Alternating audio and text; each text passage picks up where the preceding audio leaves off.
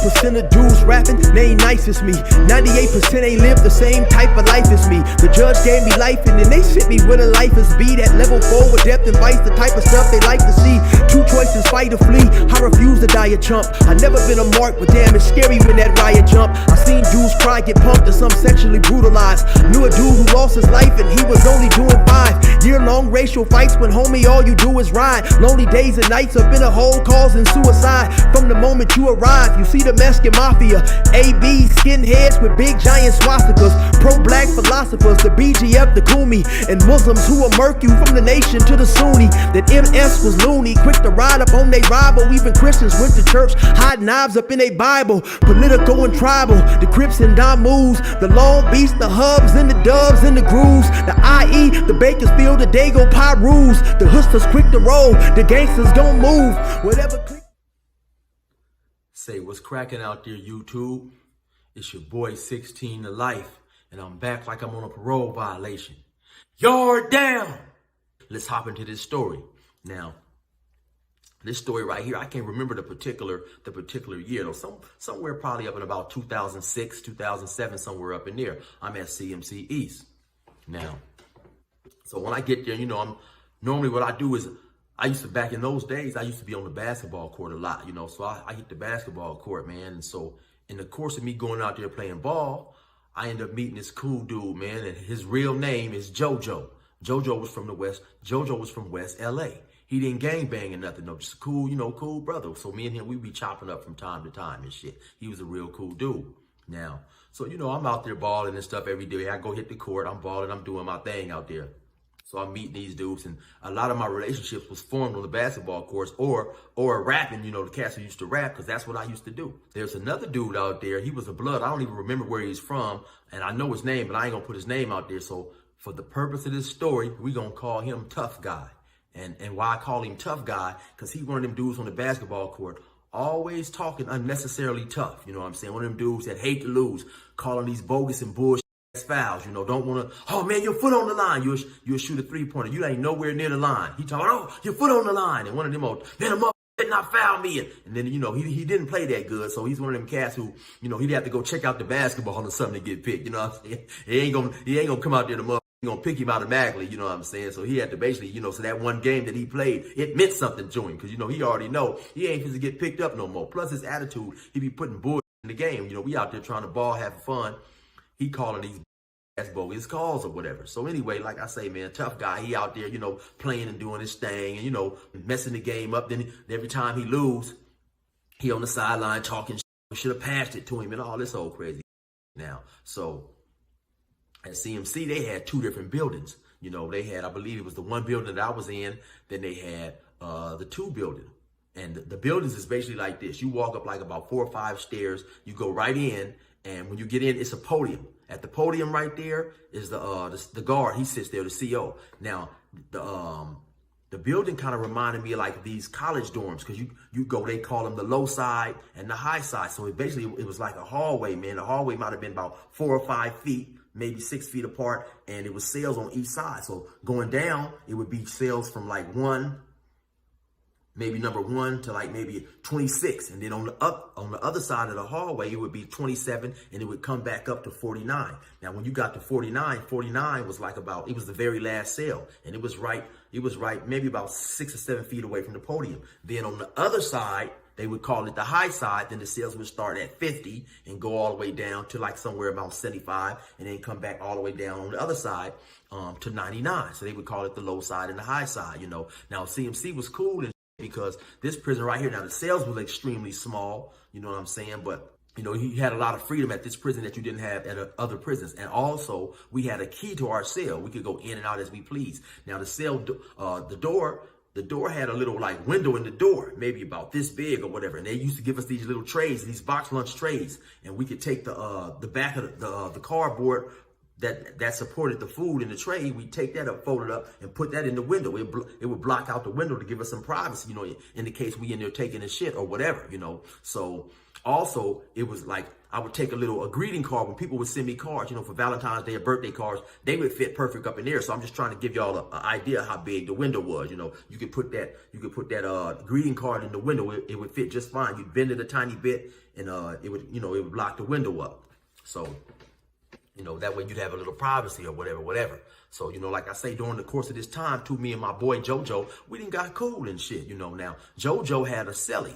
Now, his celly also didn't bang. I can't remember. Well, actually, not that I can't remember. I never even knew his name from the gate. You know what I'm saying? So, that's how that went right there about old boy. So, anyway, that was JoJo's celly. So now, okay, what happened is one day, so JoJo, he come out like they going to chow. Now, when you go to chow, it's not mandatory chow. You know, whoever, if you feel like going, then you go. I forgot to mention the building had three floors on it. It might be building 2, you know, first tier, second tier, third tier, and each tier was built the same, you know. So JoJo happened to be on in the 2 building on the second or the third tier. I forget which one, but him and Tough Guy happened to just live on the same side, you know, in the same building, same tier or whatever. So anyway, one day JoJo happened to go to chow, you know, so they released the building for chow. Everybody is walking and going to chow and shit, you know. So JoJo go to chow. Now JoJo's celly, he don't go to chow. He stayed back. He told JoJo, no, I'm cool, man. I don't, you know, I'm just to make me a spread or something. I don't feel like eating that today or whatever. So, you know, JoJo like, okay, whatever, man. I'm just go to chow, you know. And as far as most prisons go, this prison right here, their food was pretty good, you know what I'm saying? They fed you well, you know, and the food was pretty decent, like 3 meals a day, so it was decent, right? Because a lot of prisons out in California will give you 2 meals a day and a sack lunch, but at this time, they still was giving 3 meals a day. So JoJo happened to go to chow. So JoJo go to chow, you know, the whole building is going, you know, so it'd be a lot of people, you know, we'd be walking and talking, laughing, joking with your homie or whatever. So they go to chow, then they eat the food and then they come back. So now when he come back, he come back to his cell, and like I say, we got keys in the cell. So JoJo put the key in the cell, and he's talking to one of his homeboys or somebody. He's talking. He ain't noticing that his celly done blocked off the window. You know, but JoJo tell me all this later. He find out that, he told me he didn't notice, you know, that his celly had put the thing in the window because he put the key in the door and he's looking this way. He talking to somebody. So when JoJo opened the cell, he said he couldn't believe it, man. The boy Tough Guy was in there filling up his celly's tank. If y'all know what I'm saying. They in there naked, man. And JoJo couldn't believe it. JoJo like, what the hell, man, what the fuck? JoJo looked and he shut the door, you know, so his celly and Tough Guy, his celly was a younger cat too. His celly and Tough Guy, you know, of course they all embarrassed and, you know, because JoJo didn't call him in there, for a lack of better word, they in there showing each other how much they love each other. You know what I'm saying? Something like that, you know. So you know, JoJo, he shut the door and get on up out of there or whatever. You know, he disgusted. He go to the day room and, you know, he in there talking like, oh man, I just busted my celly and Tough Guy. You know, they in there, you know, them dudes in the cell doing what they should do in a hotel. You know what I'm saying? So them dudes is in there, you know, making love and, you know. So eventually they come up out of there, you know. So JoJo don't even go back to the cell for the rest of the day. But at some point in time, you know, it come lockup time. So he gotta lock up. So JoJo, you know, he said he didn't even want to go back up in that. You know, he was disgusted, but he got to go back up in there. So he eventually go back up in there, and then at some point in time, him and his celly get to talking. JoJo like, damn, man, what the hell? Why did y'all do that in here, man? Why was y'all doing that in here? Come to find out, JoJo said his celly told him that, you know, they had been basically they had been doing this for a few months, man. And they had been, you know, taking turns expressing how much they love each other. I guess we'd say it like that, you know, because YouTube, they be flagging me sometimes and, you know, saying I can't say this and say that. I can't get the ass and all that. So, you know, but yeah, they was in there, romancing each other and all that old type of stuff. So JoJo just couldn't believe it. And old boy told him this had been going on for a while. Now, Tough Guy and JoJo celly, neither one of them stood out where you would have, you know, any type of idea that these dudes was into that type of activity. You know, they wasn't, you know, they were just regular dudes. So JoJo said, you know, he was disgusted. So, you know, he talked to him for a while, and JoJo celly told him this had been going on for a minute or whatever. So the next day, They come out, they go to breakfast.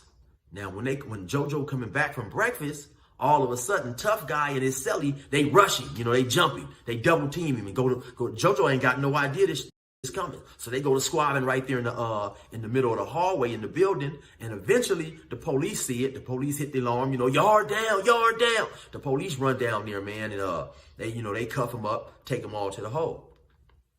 So JoJo stay in the hole maybe about 2 months, 2-3 months somewhere, and then they bring him back.